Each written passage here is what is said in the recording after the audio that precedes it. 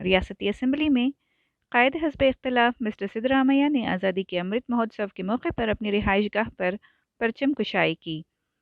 इस मौके पर एमएलए डॉक्टर यतीन्द्र सिद्धरामैया, परमेश्वर नायक, शिवाजीनगर एमएलए रिजवान अरशद, साबिक एमएलए अशोक पटाना मौजूद थे। मिस्टर सिद्धरामैया ने आज़ादी के अमृत महोत्सव की मुबारकबाद देते हुए कहा कि हुकूमत की जानिब से बनाए गए मुबारकबादी पोस्टर से नेहरू की तस्वीर हटाना न सिर्फ नेहरू की शान में गुस्ताखी है बल्कि पूरे हिंदुस्तान की तहजीब पर धब्बा है। बीजेपी तारीख से वाकिफ़ नहीं है। क्या नेहरू मुजाहिदे आज़ादी नहीं थे? क्या ईश्वरप्पा या बसवराज बोम्मई ने कभी आज़ादी के लिए जेल में दिन काटे हैं? ಸ್ವಾತಂತ್ರ್ಯದ ಅಮೃತೋತ್ಸವ ಮಹೋತ್ಸವವನ್ನು ಆಚರಣೆ ಮಾಡ್ತಾ ಇದ್ದೀವಿ. ನಾನು ಈ ದೇಶದ ಜನರಿಗೆ ಮತ್ತು ಕನ್ನಡಿಗರಿಗೆ ಅಮೃತ ಮಹೋತ್ಸವದ ಶುಭಾಶಯಗಳನ್ನು ಕೋರಲಿಕ್ಕೆ ಬಯಸ್ತಾ ಇದ್ದೇನೆ. ನಾವೆಲ್ಲರೂ ಕೂಡ ನಿಸ್ವಾರ್ಥತೆಯಿಂದ ಹೋರಾಟ ಮಾಡಿ ಈ ದೇಶಕ್ಕೆ ಸ್ವಾತಂತ್ರ್ಯ ಕೊಟ್ಟಂಥ ಸ್ವಾತಂತ್ರ್ಯ ಯೋಧರನ್ನು ಸ್ಮರಿಸಿಕೊಂಡು ಅವರ ದೇಶಭಕ್ತಿ ನಮ್ಮೆಲ್ಲರೂ ಕೂಡ ಆದರ್ಶ ಆಗಲಿ ಅಂತೇಳಿ ಅವರಿಗೆ ಗೌರವವನ್ನು ಸಲ್ಲಿಸ್ತಕ್ಕಂಥ ಕೆಲಸವನ್ನು ಮಾಡಬೇಕು. ಪ್ರತಿಯೊಬ್ಬ ಭಾರತೀಯನೂ ಕೂಡ ಸಂವಿಧಾನವನ್ನು ಗೌರವಿಸಬೇಕು, ಸಂವಿಧಾನದ ರೀತಿ ನಡ್ಕೋಬೇಕು. ನಮ್ಮಲ್ಲಿ ಅಸಮಾನತೆ ಇರ್ತಕ್ಕಂಥ ಸಮಾಜ ಇದೆ. ಈ ಅಸಮಾನತೆಯನ್ನು ಹೋಗಲಾಡಿಸಿ ಸಮ ಸಮಾಜವನ್ನು ನಿರ್ಮಾಣ ಮಾಡಲಿಕ್ಕೆ ನಮ್ಮ ಪೂರ್ವಿಕರು ಸ್ವಾತಂತ್ರ್ಯ ಯೋಧರು ಯಾವ ಕನಸನ್ನು ಕಂಡಿದ್ದರು, ಎಂಥ ಭವ್ಯ ಭಾರತ ನಿರ್ಮಾಣ ಆಗಬೇಕು ಅಂತಕ್ಕಂಥ ಕನಸು ಕಂಡಿದ್ವಿ.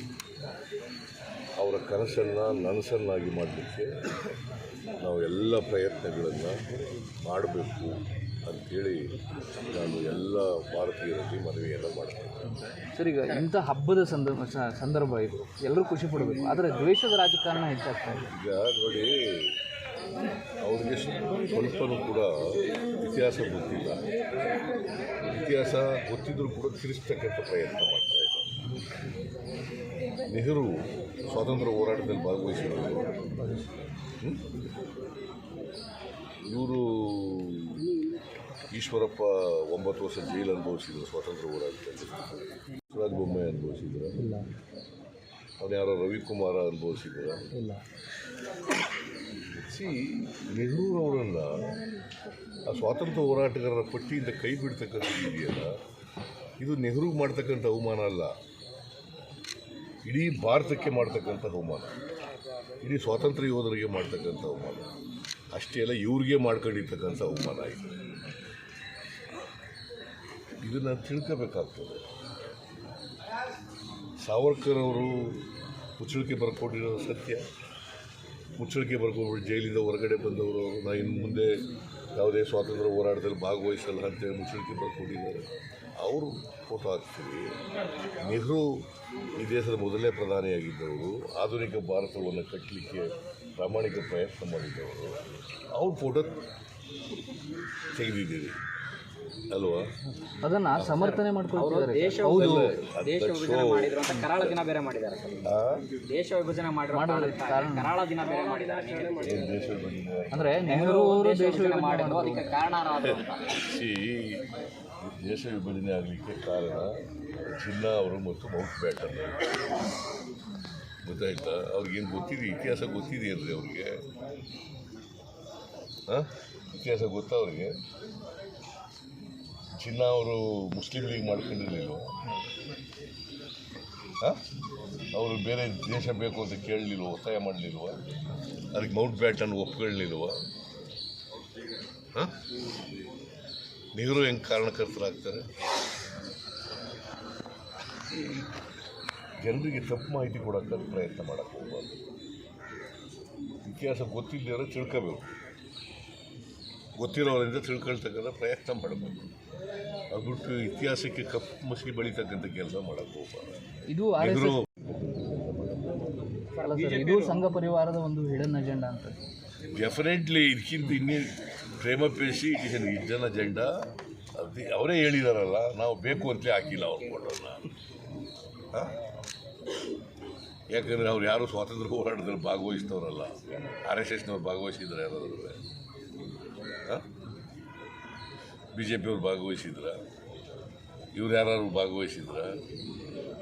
ಕೇಂದ್ರದಲ್ಲಿ ಅಧಿಕಾರದಲ್ಲಿರೋರು, ರಾಜ್ಯದಲ್ಲಿ ಅಧಿಕಾರದಲ್ಲಿ ಭಾಗವಹಿಸಿದ್ರು. ಅವ್ರ ಪಕ್ಷಕ್ಕೆ ಆ ಹಿನ್ನೆಲೆ ಇದೆಯಾ? ಆ ಚಾರಿತ್ರ್ಯ ಇದೆಯಾ?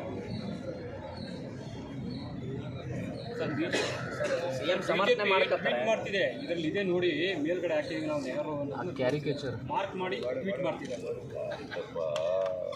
ರವಿಕುಮಾರ್ ಏನು ಹೇಳಿದ್ರೆ, ಅವ್ರು ಯಾರು, ಯಾವ ಪಾರ್ಟಿಯವರು?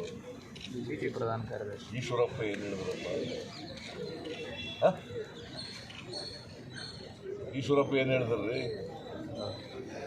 ನಾವು ಉದ್ದೇಶಪೂರ್ವಕವಾಗಿ ಅವ್ರ ಫೋಟೋ ಹಾಕೋದನ್ನು ಕೈ ಬಿಟ್ಟಿದ್ದೀವಿ. ಯಾರು ಹೇಳಿದ್ದು? ಈಶ್ವರಪ್ಪ. ಇವತ್ತು ಹರ್ಗರ್ ತಿರಂಗ ಅಂತ ಮಾಡ್ತಾ ಇದ್ದಾರೆ. ಇದೇ ಈಶ್ವರಪ್ಪ ರಾಷ್ಟ್ರಧ್ವಜದ ಬಗ್ಗೆ ಏನು ಮಾತಾಡಿದರು?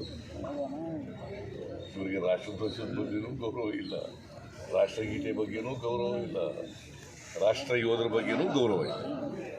ಯಾಕಂದರೆ ಇವರಿಗೆ ಅವ್ರದ್ದೇ ಅಜೆಂಡಾ, ಇಡನ್ ಅಜೆಂಡಾ ಇದೆ, RSSನವರ ಅಜೆಂಡಾ ಇದೆ. ಅದನ್ನು ಮುನ್ನೆಲೆಗೆ ತರ್ತಾರೆ. ದ್ವೇಷದ ರಾಜಕಾರಣ ಮುನ್ನೆಲೆಗೆ ತರ್ತಾರೆ, ಕೋಮುವಾದ ಮುನ್ನೆಲೆಗೆ ತಗೋಬರ್ತಾರೆ. ನಿನ್ನೆ ಮಧ್ಯರಾತ್ರಿ ಧ್ವಜಾರೋಹಣ ಮಾಡಿದ್ದಾರೆ. ಅದರಲ್ಲಿ ಬರೀ ತೆಲುಗು ಹಾಡುಗಳನ್ನ ಹಾಕಿ CM ಕೂಡ ಅದರಲ್ಲಿ ಸಚಿವರು